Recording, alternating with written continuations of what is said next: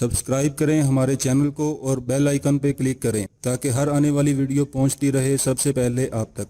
تو چلتے ہیں ہماری نئی ویڈیو کی طرف۔ پاکستان اور انڈیا کی تقسیم کے وقت کشمیر کے مہاراجہ ہری سنگھ نے کشمیر کو آزاد ریاست رکھنے کا اعلان کیا۔ کشمیر میں 97% سے زیادہ مسلمان بستے تھے اور مسلمانوں کا جو زیادہ لگاؤ تھا وہ پاکستان کی جانب تھا، لہٰذا 19 جولائی 1947 کو کشمیر کے مسلمانوں نے جموں کشمیر مسلم کانفرنس کے پلیٹ فارم سے پاکستان کے ساتھ الحاق کی قرارداد منظور کی۔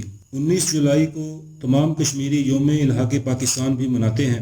اس قرارداد کے پاس ہونے کے بعد بھارتی افواج نے کشمیر پر قبضہ جما لیا اور مسلمانوں پر ظلم و جبر کے پہاڑ توڑ دیے۔ ایک اندازے کے مطابق 20 اکتوبر 1947 سے لے کر 9 نومبر 1947 تک تقریباً 70,000 سے 1 لاکھ مسلمانوں کو شہید کر دیا گیا اور لاکھوں مسلمانوں کو کشمیر چھوڑ کر پاکستان میں داخل ہونے پر مجبور کر دیا گیا۔ بھارتی افواج کے سامنے کشمیری مسلمان چٹان کی طرح کھڑے ہو گئے اور کشمیری مسلمانوں کی تحریک آزادی اپنے عروج پر پہنچ گئی۔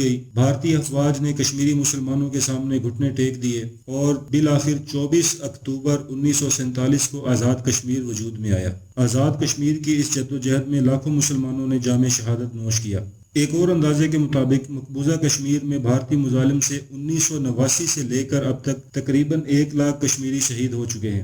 1947 سے لے کر اب تک اس جدوجہد میں اب تک لاکھوں مسلمان مرد، عورتوں اور بچوں کو موت کی نیند سلا دیا گیا ہے۔ گزشتہ برس کشمیری کمانڈر برہان وانی کی شہادت کے بعد کشمیر کے حالات مزید تیزی سے بگڑنے لگے۔ کشمیریوں کی آزادی کی جدوجہد میں تیزی آ چکی ہے، جبکہ بھارتی افواج نے حریت رہنما یاسین ملک کو بھی حراست میں لیا ہوا ہے۔